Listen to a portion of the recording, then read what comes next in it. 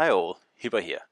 Now my last video was an Edinburgh video on smoke, so today we're doing the opposite, which is with radar. And the build is the same when Tenant here with Sure Lane and Müller, Sure Lane Baltimore that is. And as you can see here, the maneuverability is 38 knots and 2.2 second rudder. And again, I just want to draw attention to the unique thing about this ship, or one of the unique things, is that it has 30mm bow armor.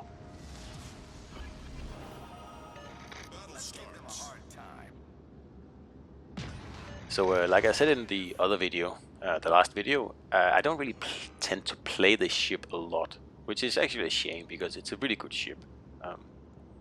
And also, I don't know why I don't tend to play it. It's quite agile, it's quite tanky, and it's got nice reload, and it's got a nice heal and sonar, and yeah. And of course, the most important thing in this video here is the radar, because Edinburgh allows you to switch your consumable between a smoke, or in this case here, a radar. So personally, I think that a radar is more useful, especially for your team, and a smoke is more of a situational thing. Like you can almost always use a radar. So that's why when I play Edinburgh, I usually use the radar build. And it works really well against, especially destroyers, of course, but also cruisers in smoke, as you'll see in a minute. And there's lots of other uses for a radar, like for example for peeking through mountains and stuff like that. That of course you can't do with smoke. But then again, smoke gives you other abilities, so it's never really safe to say, oh, always use this and always do that, because in some battles you will be thinking, oh, I wish I had smoke here, and of course other battles you will be thinking, oh, I wish I picked the radar. But I always have an agile build on Edinburgh, and this video is no exception. I used the Tenant build from before. So here I have my radar going, so I'm able to spot this flint here in its smoke and just absolutely punish it with the magnificent AP on this cruiser here.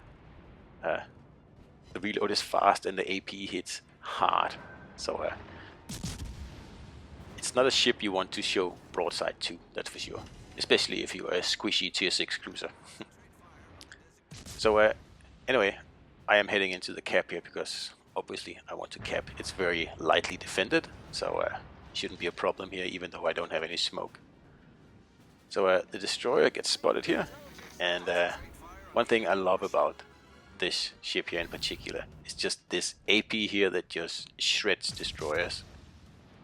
I'd say it's even better than HE, and it doesn't take out as many modules. Like usually it's the guns that get taken out, but it hurts. It hurts a lot if you're a destroyer. So I'm just letting the destroyer spot this guy, and then I'm taking shots at him, and that works really well, of course, because my radar isn't ready. I just spent it to well, kill that flint from before. So that was very nice teamwork here. Myself and that destroyer worked out brilliantly. So the good thing about putting an agile build on this cruiser here is that it's a 50-50 artillery arrangement, meaning that you have 50% of your firepower in front and another 50% in the back. So that means, of course, the faster you can turn this ship, the more guns you can get in the action. And that's why I wouldn't play this ship with any other build, because you tend to only be able to shoot your front guns. And of course, if you have to bow tank, like a powerful enemy or something like that, then of course you would just go in, bow on, and only use your front guns. But you won't be able to dodge shells like that I just did there. And you won't be able to get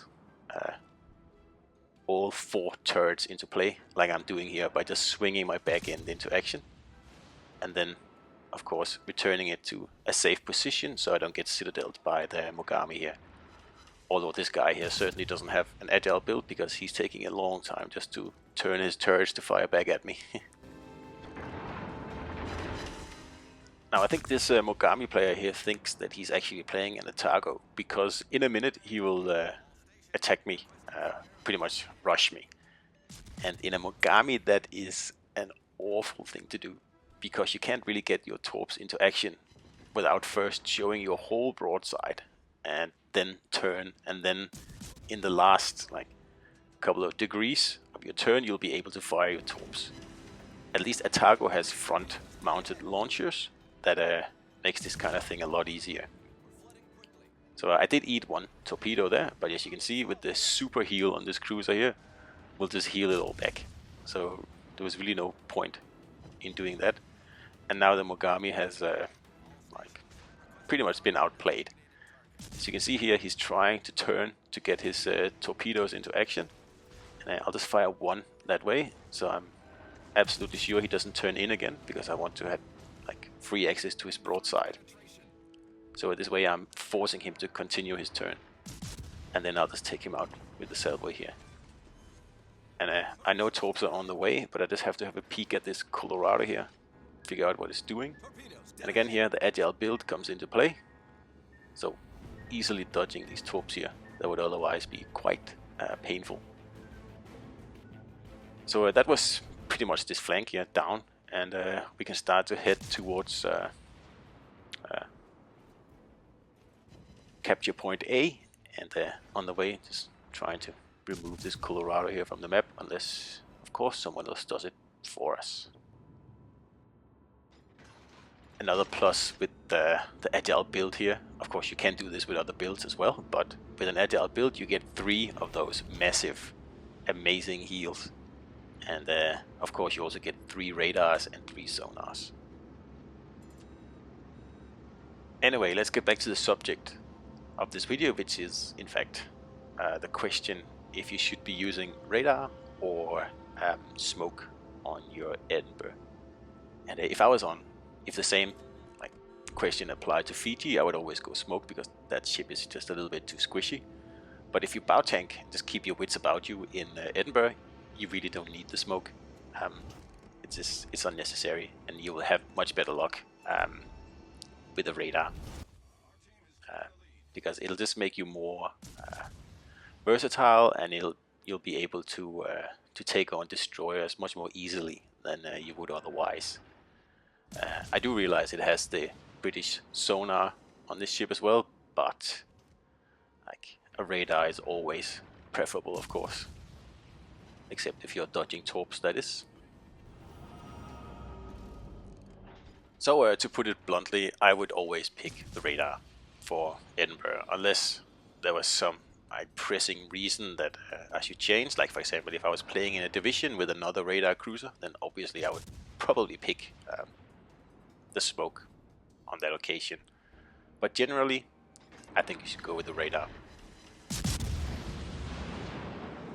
Also, I don't see many Edinburghs out there in the battles, so I guess most people are like me. They just seem to forget this ship exists, I guess, which is a bit of a shame, and I'll try to put a little bit more focus on it in the next while, other than just these 2 videos here, because it is a good ship, and like it is quite a carry ship. It is capable of carrying teams, because you have that amazing bow armor, and you have torps, and you have radar, and you have sonar.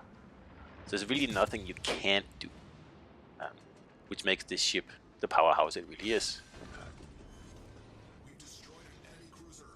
And don't sweat the lack of high explosive shells. Honestly, I don't feel that I need them. The AP is good, very, very nice, and it just saves me from actually having to worry about switching shells all the time, because it doesn't matter, there's only one thing you can choose anyway. So I'm just gonna sneak in a high caliber here in the final seconds of the game, and trying to get the 4th kill here before someone else gets it, but unfortunately it doesn't work out. But anyway, that was Edinburgh here in a radar outfit. So I hope you liked the video, and I'll see you out there.